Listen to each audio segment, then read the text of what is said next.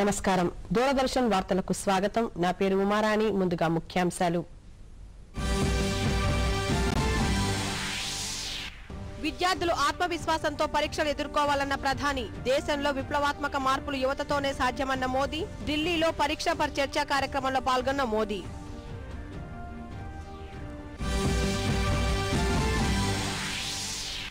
రాష్ట్రానికి కేంద్రం అందించే సాయం నిరంతరం కొనసాగుతుంది కేంద్రం సహకారంతోనే రాష్ట్ర అభివృద్ధి సాధ్యమన్న బీజేపీ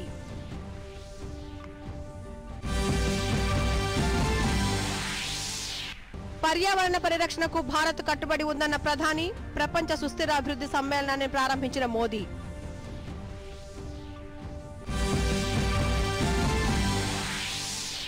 పంజాబ్ నేషనల్ బ్యాంక్ వ్యవహారంలో దోషులను వదిలేది లేదన్న కేంద్రం గతాన్ని మరిచి రాహుల్ ఆరోపణలు చేస్తున్నారంటూ మండిపడిన మంత్రి ప్రకాష్ జవదేకర్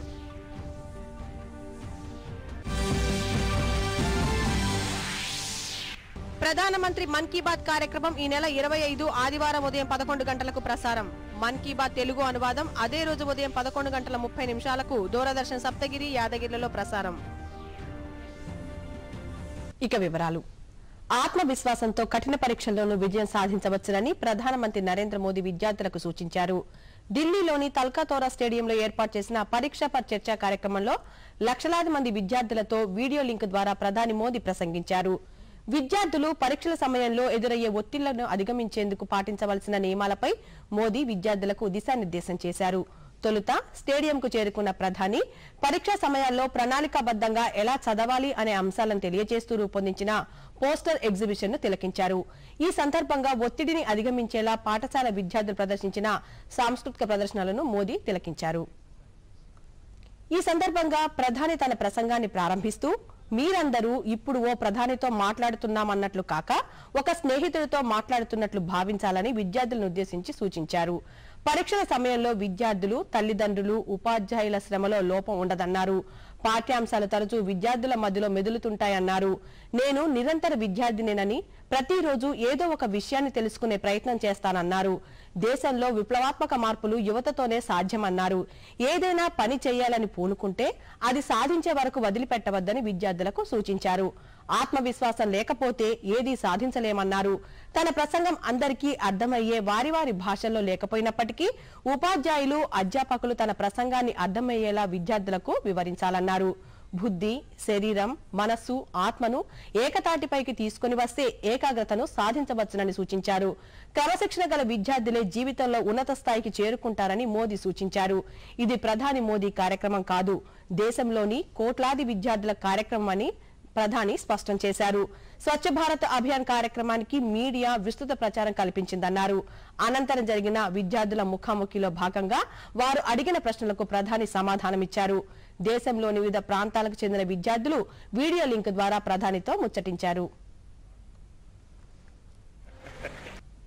అంతకుముందు కేంద్ర మానవ వనరుల అభివృద్ధి శాఖ మంత్రి ప్రకాష్ జవదేకర్ మాట్లాడుతూ పరీక్షలను ఎదుర్కొనేందుకు ఎలాంటి అస్త్రశస్త్రాలు అవసరం లేదని పూర్తి స్థాయిలో చదువుకొని సంసిద్ధం కావాలని పిలుపునిచ్చారు ప్రస్తుతం అనేక రూపాల్లో విద్యార్థులకు శిక్షణ అందిస్తున్నామని తెలిపారు ఇంటర్నెట్ టీవీ రేడియో మాధ్యమాల ద్వారా దాదాపు 13 లక్షల మంది విద్యార్థులకు విద్యా బోధన అందిస్తున్నట్లు చెప్పారు ఔత్సాహిక శాస్త్రవేత్తలను ప్రోత్సహించి నూతన ఆవిష్కరణలు జరిపేందుకు బడ్జెట్ లో భారీగా నిధులు కేటాయించినట్లు చెప్పారు ప్రధానమంత్రి తన మన్ కీ బాత్ ప్రసంగంలో పరీక్షలకు సన్నద్దమయ్యే అంశంపై పలుసార్లు దిశానిర్దేశం చేశారని ఈ సందర్భంగా ఈ రోజు ప్రత్యక్షంగా విద్యార్థులతో ముఖాముఖి సమావేశమయ్యారని చెప్పారు ఈ కార్యక్రమాన్ని దేశవ్యాప్తంగా 10 కోట్ల మంది విద్యార్థులు ఉపాధ్యాయులు వీక్షిస్తున్నారని ప్రకాష్ జవదేకర్ తెలిపారు ప్రధానమంత్రి నరేంద్ర మోదీ విద్యార్థులతో నిర్వహించిన పరీక్ష పర్ చర్చ కార్యక్రమాన్ని శ్రీకాకుళం జిల్లాలోని 38 మండలాల కేంద్రాల్లో ప్రత్యక్ష ప్రసారం ద్వారా విద్యార్థులు అధ్యాపకులు తిలకించారు ప్రధాని ప్రసంగం విద్యార్థులకు ఒక దిక్సూచిలా చక్కని సలహాలు సూచనలు అందించిందని జిల్లా విద్యాశాఖ అధికారి సాయిరాం తెలిపారు క్రమశిక్షణ ఆత్మవిశ్వాసం ఉంటే పరీక్షలను సులువుగా ఎదుర్కోవచ్చునన్న ప్రధాని విలువైన సూచనలు విద్యార్థులకు చక్కగా మార్గనిర్దేశం చేశారని వివరించారు యొక్క భవిష్యత్తును దృష్టిలో పెట్టుకుని వారి యొక్క అమూల్య సమయాన్ని తెలుగు పరీక్షలు రాసేటువంటి సందర్భాల్లో కాలేజీ పిల్లలు కానీ పాఠశాల విద్యాశాఖకు సంబంధించిన పిల్లలు కానీ పరీక్షలు రాసే సందర్భంలో ఏ విధమైనటువంటి ఒత్తిళ్లకు లోనవ్వకుండా ప్రశాంతమైనటువంటి మనస్సుతోటి, ప్రశాంతమైనటువంటి చింతనతోటి, చిత్తంతో కూడా పరీక్షలు నిర్భయంగా కాంపిటెన్సీస్ తోటి, కాన్ఫిడెంట్ లెవెల్స్ తోటి వాళ్ళు పరీక్షలు రాయడానికి వాళ్ళతో ఇంటరాక్ట్ అవ్వడం అనేటువంటిది ఇది భారతదేశంలో ఉన్నటువంటి పిల్లలందరూ చేసుకున్నటువంటి మహాభాగ్యంగా మనం భావించాలి.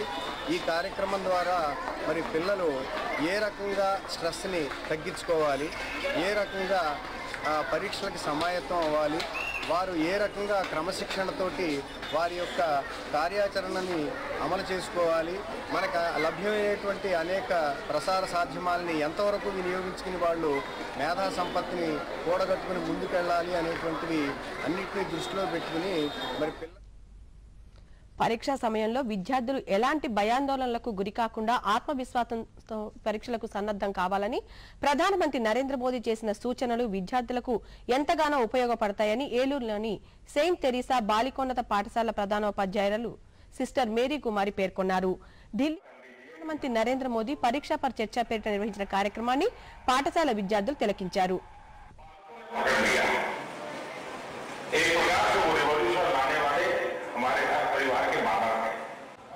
పరీక్షలు అనేవి భయంతో కాకుండా, ఆందోళనతో కాకుండా, మరి ఏ విధమైనటువంటి స్ట్రెస్ లేకుండా విద్యార్థులు ఈ పరీక్షల్ని ఆనందంగా ఒక విజయవంతమైనటువంటి ప్రోగ్రామ్గా వాళ్ళు ఎదుర్కొనేలాగున ఈరోజు మన ప్రధానమంత్రి మోదీ గారు మంచి కార్యక్రమాన్ని దేశంలో ఉన్నటువంటి విద్యార్థులందరితో మాట్లాడి ఇంటరాక్ట్ చేసి వాళ్ళలో ధైర్యాన్ని, స్ఫూర్తిని నింపటం నిజమైన ఆనందదాయకమైనటువంటి కార్యక్రమం.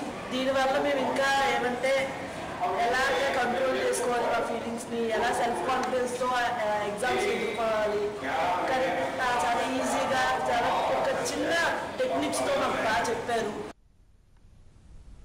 ఆంధ్రప్రదేశ్ రాష్ట్ర అభివృద్ధికి కేంద్ర ప్రభుత్వం చిత్తశుద్ధితో కృషి చేస్తోందని రాష్ట్ర బీజేపీ అధ్యక్షులు కంభంపాటి హరిబాబు పునరుద్ఘాటించారు. ఈ రోజు ఢిల్లీలో ఆయన మీడియాతో మాట్లాడుతూ రాష్ట్ర ప్రజల పట్ల కేంద్ర ప్రభుత్వం ప్రత్యేక శ్రద్ధ చూపిస్తోందన్నారు. రాష్ట్రానికి అందించే సాయం నిరంతరం కొనసాగుతుందన్నారు. అన్ని రకాలుగా కేంద్రం సాయం అందిస్తోందని, రాష్ట్ర ప్రభుత్వం అడిగితే మరింత సహాయం అందించేందుకు సిద్ధంగా ఉన్నామన్నారు. రాష్ట్ర ఆర్థిక వ్యవస్థ వృద్ధి రేటు పెరగడానికి కేంద్ర సహకారమే కారణమన్నారు. ఇప్పటికే పట్టణ ప్రాంతాల్లో 6 లక్షల ఇళ్లను మంజూరు చేసిందని, 7 వెనుకబడిన జిల్లాల్లో పరిశ్రమల స్థాపనకు కేంద్రం సహకారం అందిస్తోందని పేర్కొన్నారు. అధ్యయనం చేయించింది. కొన్ని సంస్థల సాధ్యాసాధ్యాల విషయంలో కమిటీ నివేదికలు అనుకూలంగా రాలేదు. కానీ కమిటీ నివేదికలు అనుకూలంగా రాలేదు కాబట్టి మేము ఆంధ్రప్రదేశ్కు ఈ సంస్థలు ఇవ్వము అని ఏ సంస్థ విషయంలో కూడా ఇంతవరకు చెప్పలేదు.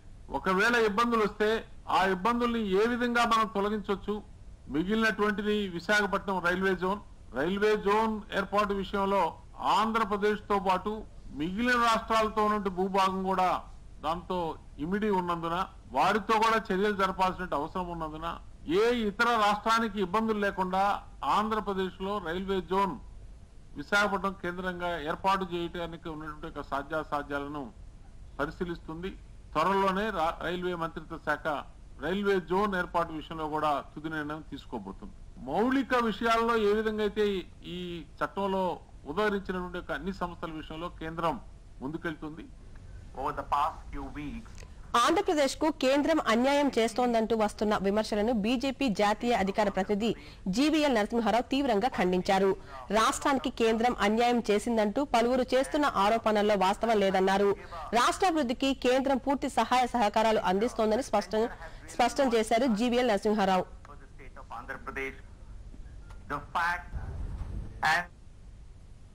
వెలగపూడి సచివాలయంలో రాష్ట్ర ఆర్థిక మంత్రి యనమల రామకృష్ణుడు అధ్యక్షతన బడ్జెట్ ముందస్తు చర్చలు శుక్రవారం 2వ రోజు కూడా కొనసాగాయి. ఈ సమావేశంలో వైద్య ఆరోగ్య శాఖతో పాటు ఐటీ శాఖ బడ్జెట్ ప్రతిపాదనలపై చర్చించారు. ఈ సమావేశంలో వైద్య ఆరోగ్య శాఖ మంత్రి కామినేని శ్రీనివాస్ తో పాటు పంచాయతీరాజ్ ఐటీ శాఖ మంత్రి నారా లోకేష్, జలవనరుల శాఖ మంత్రి దేవినేని ఉమామహేశ్వరరావు తదితరులు పాల్గొన్నారు. రాష్ట్రంలో ఐటీ, ఎలక్ట్రానిక్స్ తయారీ రంగం అభివృద్ధి కోసం తీసుకువచ్చిన పాలసీలు, వివిధ కంపెనీలకు కల్పిస్తున్న రాయితీలు, వివిధ పథకాలకు కావలసిన నిధులపై చర్చించారు. రాష్ట్ర ప్రయోజనాల కోసం ఎవరు పోరాడినా సహకరిస్తామని రాష్ట్ర సమాచార పౌర సంబంధాల శాఖ మంత్రి కాలువ శ్రీనివాసులు తెలిపారు. వెలగపూడి సచివాలయంలో ఈ రోజు ఆయన మీడియాతో మాట్లాడుతూ రాష్ట్ర ప్రభుత్వం వివిధ ప్రాజెక్టులు పథకాలపై చేస్తున్న ఖర్చుల వివరాలు తెలియజేయాలని ఇప్పటి వరకు ఎవరూ లిఖితపూర్వకంగా కోరలేదని తెలిపారు. వైఎస్ఆర్ సిపి ఎంపీల రాజీనామాలతో రాష్ట్రానికి ఒరిగేదేమీ లేదని మంత్రి పేర్కొన్నారు.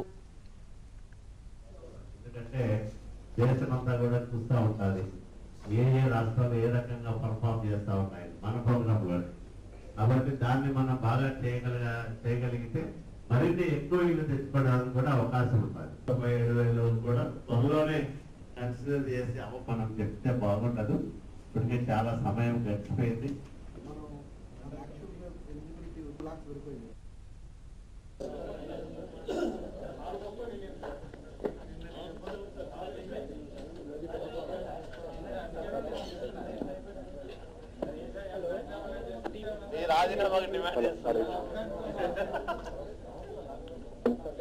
జగన్మోహన్ రెడ్డి ప్రయత్నాల్లో గాని జగన్మోహన్ రెడ్డి పోరాటం పేరుతో చేస్తున్న రాజకీయ నాటకాల్లో గాని ఎక్కడా స్పష్టత లేదు.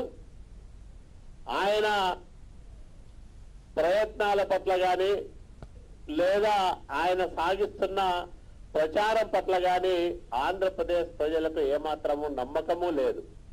అందరూ కూడా ఈరోజు నవ్వుకుంటా ఉన్నారు. జగన్మోహన్ రెడ్డి ఎంపీలు ఎప్పుడో రాజీనామా చేయాల్సింది. ఆయన ప్రకటన చేసిన తేదీ నాటికైతే, కానీ ఈ రోజుకు ఆ రకంగా వాళ్ళెవరో రాజీనామా చేయలేదు. రేపు ఎప్పుడో చేస్తామని ఈ రోజే ప్రకటించారు.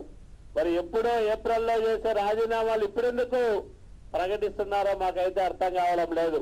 మేము చెప్పాం, పార్లమెంటు వేదికగా మేము చేసిన పోరాటాలు ఆంధ్రప్రదేశ్ రాష్ట్రానికి జరిగిన అన్యాయాన్ని గాని లేదా మన విభజన చట్టంలో మనకు హక్కుగా రావాల్సిన విషయాల్లో కేంద్రం చేస్తున్న జాప్యాన్ని గాని ప్రపంచానికి దేశానికి చెప్పగలిగాం బలంగా. రాష్ట్ర ప్రజల ప్రయోజనాలే పరమావధిగా ఎంత దూరమైనా వెళ్తాం. ఈ పోరాటం రాజీ లేకోకుండా ముందుకు తీసుకెళ్తాం. మా నాయకుడి మార్గదర్శనంలో మరి భవిష్యత్తులో కార్యక్రమాలు చేసి మరి ఈ రాష్ట్రానికి రావాల్సిన నిధులను, హక్కుగా రావాల్సిన అంశాల అమలును చేసి గుంటూరు ప్రభుత్వ ఆసుపత్రిలోని వివిధ విభాగాలను రాష్ట్ర వైద్య ఆరోగ్య శాఖ మంత్రి కామినేని శ్రీనివాస్ పరిశీలించారు. సెల్ ఫోన్ లైట్ వెలుగులో ఆపరేషన్ చేశారంటూ వచ్చిన వార్తలపై మెడికల్ ఎడ్యుకేషన్ డైరెక్టర్ నుంచి వివరణ కోరారు. ఆసుపత్రిలో తరచూ విద్యుత్ సమస్య రావడంతో సెల్ ఫోన్ లైట్ వెలుతురులో ఆపరేషన్ చేయాల్సి వచ్చిందని, దీనిపై విచారణకు ఆదేశించామని, పూర్తి నివేదిక అందిన అనంతరం వివరాలు తెలియజేస్తామని ఎంఈడి మంత్రికి వివరించారు. ఆసుపత్రి థియేటర్లను స్వయంగా పరిశీలించిన మంత్రి కామినేని శ్రీనివాస్ ఇటీవల కాలంలో కొనుగోలు చేసిన పరికరాల పనితీరును డాక్టర్లను అడిగి తెలుసుకున్నారు. ఈ సందర్భంగా మంత్రి మీడియాతో మాట్లాడుతూ ఆసుపత్రిలో 25 ఆపరేషన్ థియేటర్లను అత్యున్నత ప్రమాణాలతో నిర్మించామని తెలిపారు. రోగులకు సకాలంలో మెరుగైన వైద్య సేవలు అందిస్తున్నామని మంత్రి చెప్పారు. 2 థియేటర్లోనూ లైట్లు కూడా వెలుగుతున్నాయి. అది సెకండ్ సాటర్డే ఆ రోజు 4 సార్లు పవర్ కట్ వచ్చింది మెయింటెనెన్స్ కోసం. 7:46 పోయింది, 10:15 పోయింది, 11 పోయింది, 1:45 పోయింది.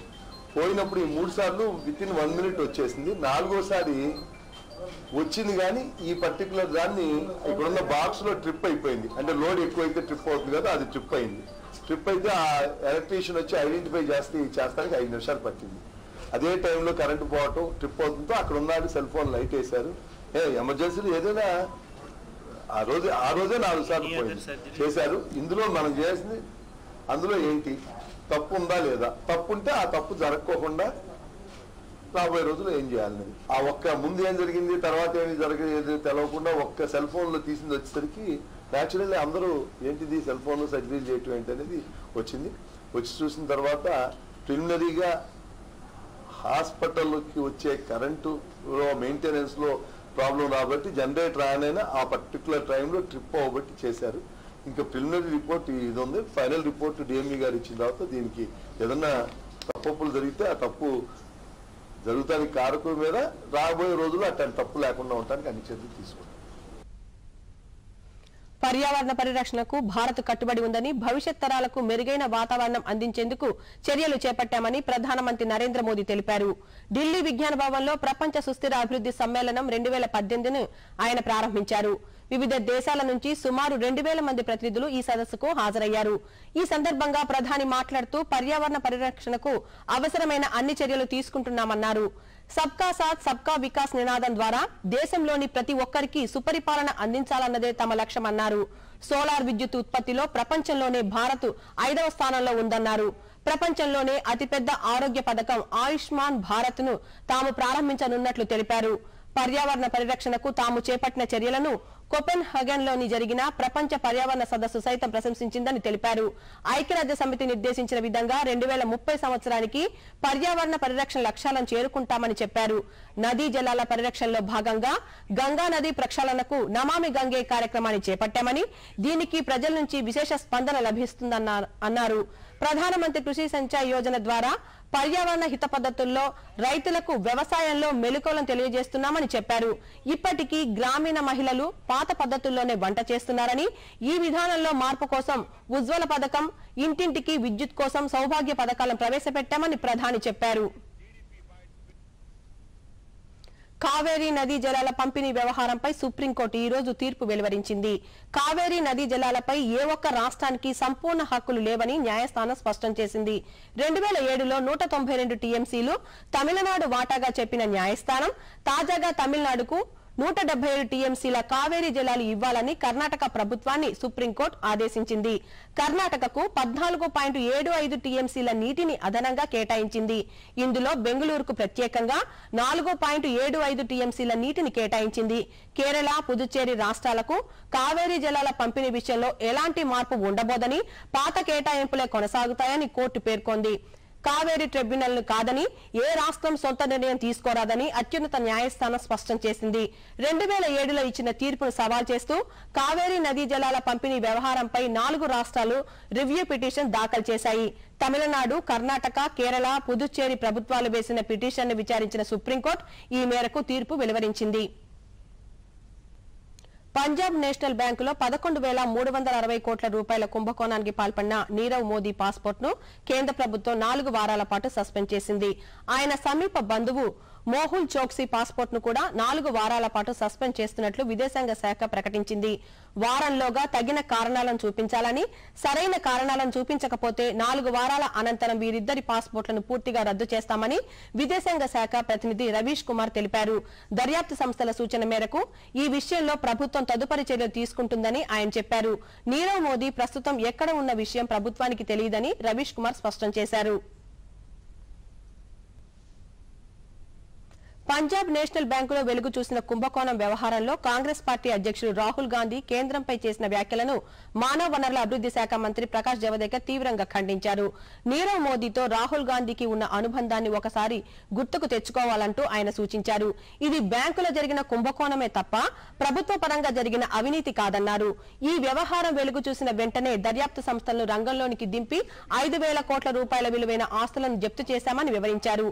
ఈ కేసులో ప్రధాన సూత్రధారి అయిన నీరవ్ మోదీ పాస్పోర్ట్ ను ఇప్పటికే రద్దు చేశామని, లుకౌట్ నోటీస్ కూడా జారీ చేశామన్నారు. కాంగ్రెస్ ప్రభుత్వ సహకారంతో కామన్వెల్త్ గేమ్స్, 2G కోల్ స్కామ్లు జరిగాయని న్యాయస్థానాలు కూడా వెల్లడించాయని ఆయన ఈ సందర్భంగా గుర్తు చేశారు.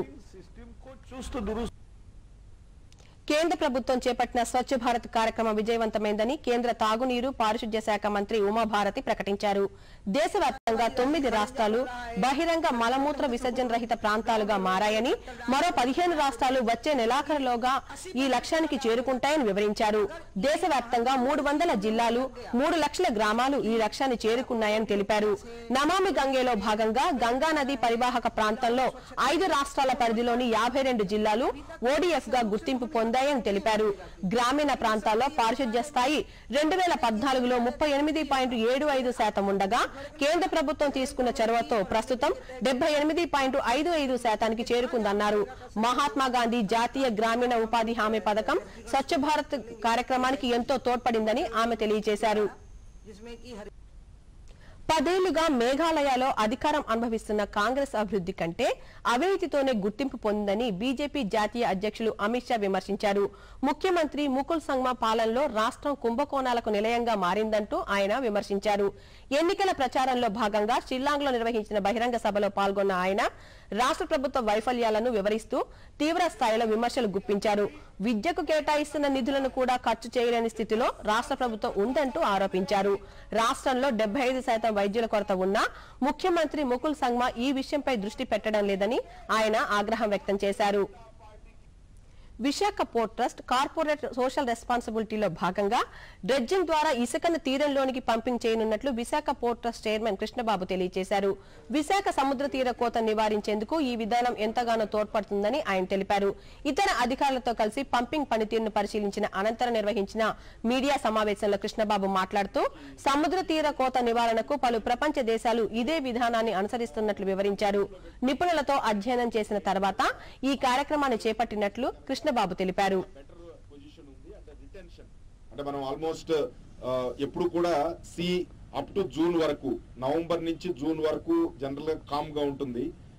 జూన్ నుంచి అక్టోబర్ వరకు మనం చూస్తే కనుక చాలా యాక్టివ్ గా ఉంటుంది. మాన్సూన్, అలాగే సైక్లోనిక్ ప్రెషర్స్, డిప్రెషన్స్ ఇవన్నీ కూడా ఈస్ట్ కోస్ట్ లో చాలా ఎక్కువ కాబట్టి చాలా యాక్టివ్ గా ఉంటుంది సి. సో ఆ యాక్టివ్ గా ఉన్నప్పుడు చాలా హ్యూజ్ శాండ్ ఎరోజన్ ఉంటుంది. సో దాన్ని దృష్టిలో పెట్టుకుని మనం పంపింగ్ ఎప్పుడైతే షోర్ కి వచ్చేటట్టు మనం చేస్తున్నామో రిటెన్షన్ చాలా ఎఫెక్టివ్ గా ఉంది. బీచ్ ఏదైతే ఎరోజన్ అవుతుందో దాన్ని డెల్టారెస్ అని నెదర్లాండ్ బేస్డ్ ఆర్గనైజేషన్ కి, ఒక యూనివర్సిటీకి సంబంధించిన సంస్థకి మనం స్టడీకి ఇచ్చాం. ఎందుకంటే ఎంటైర్ వరల్డ్ లో నెదర్లాండ్స్ ఒక పెక్యులియర్ దేశం. వాళ్ళు ఆల్మోస్ట్ సీ లెవెల్ కి కొంత దిగువ ప్రాంతంలో కంట్రీ చాలా పార్ట్ ఉంటుంది కాబట్టి వాళ్ళు ఈ సీ ఎరోజన్ చాలా ఎక్కువ ఫేస్ చేస్తూ ఉంటారు. వాళ్ళు కంట్రోల్ చేయడానికి రకరకాల మెథడ్స్ ప్రాక్టికల్ గా ట్రై చేసి over a period of decades వాళ్ళు కొన్ని సిస్టమ్స్ స్టెబిలైజ్ చేశారు. వాళ్ళ ఎక్స్పీరియన్స్ తీసుకుంటే బాగుంటుంది అనే ఉద్దేశంతో మన ముఖ్యమంత్రి గారు ఈ ఇంటర్నేషనల్ ఆర్గనైజేషన్ కన్సల్టెంట్ గా పెట్టిన తర్వాత మనకు ఒరిజినల్ గా NIOT, national institute of ocean technology వాళ్ళు ఇచ్చిన డిజైన్స్ కన్నా మనం ఇలా న్యాచురల్ పద్ధతిలో మనం రీప్లెనిష్ చేస్తేనే చాలా ఎఫెక్టివ్ గా ఉంటుందని డెల్టారెస్ చెప్పిన తర్వాత లాస్ట్ 2 years నుంచి కొంత ఎక్కువ ఖర్చు అయినప్పటికీ కూడా మనం డైరెక్ట్ పంపింగ్ చేయడం వలన ఆ ఎఫెక్ట్ కూడా మనం చూస్తున్నాం. విశాఖలో ఈ నెల 19 నుంచి నిర్వహించనున్న 42వ జాతీయ మాస్టర్ బ్యాడ్మింటన్ ఛాంపియన్షిప్ పోటీల పోస్టర్ను గాజువాక ఎమ్మెల్యే పల్లా శ్రీనివాస్ ఆవిష్కరించారు. సాగర తీరంలో ఈ పోటీలు నిర్వహించడం సంతోషకరమన్న ఆయన క్రీడాకారులకు కావలసిన అన్ని వసతులను కల్పించినట్లు తెలియజేశారు. ఈ కార్యక్రమంలో క్రీడల నిర్వాహకులు మురళీకృష్ణతో పాటు ఇతర క్రీడా ప్రముఖులు పాల్గొన్నారు. 60 రోజుల వ్యవధిలో జాతీయ క్రీడా నిర్వహణకు అనుమతి లభించినా అన్ని ఏర్పాట్లు అనుకున్న సమయం కంటే ముందే పూర్తి చేశామని పల్లా శ్రీనివాసరావు వెల్లడించారు. ఇంటర్నేషనల్ లెవెల్కి వెళ్ళి గవర్నమెంట్ వాళ్ళ మెడల్స్ గెలడానికి ఆస్కారం ఉంటుందనే ఉద్దేశంతో వారు మరి మా గ్రీన్ సిటీ కృష్ణారావు గారు వాళ్ళ సౌజన్యంతో వారందరూ కూడా వాళ్ళు సపోర్ట్ చేస్తారు. అందరూ ప్రజలందరూ కూడా వచ్చి పార్టిసిపేట్ చేయాలంటే దానికి ఎంకరేజ్ చేయాలని చెప్పేసి ఉద్దేశంతో, సో దట్ మనకు కూడా మన వైజాగ్ కూడా ఒక ఇంటర్నేషనల్ నేషనల్ లెవెల్ ప్రామినెన్స్ వస్తుంది. ఎందుకంటే ఈరోజు స్వచ్ఛ భారత్ లో కానీ లేకపోతే వివిధ రేటింగ్స్ లో వైజాగ్ చాలా ఫస్ట్ లో ఉంది. 1, 2, 3. భారత్ దక్షిణాఫ్రికా జట్ల మధ్య 6 వన్డేల సిరీస్ లో భాగంగా సెంచురియన్ లో జరుగుతున్న చివరి వన్డేలో టాస్ గెలిచిన భారత్ దక్షిణాఫ్రికా జట్టును బ్యాటింగ్ కు ఆహ్వానించింది. ఈ మ్యాచ్ లో భారత్ జట్టు ఒక మార్పుతో బరిలోకి దిగింది. పేసర్ భువనేశ్వర్ కుమార్ స్థానంలో శార్దూల్ ఠాకూర్ కు తుది జట్టులో స్థానం కల్పించారు.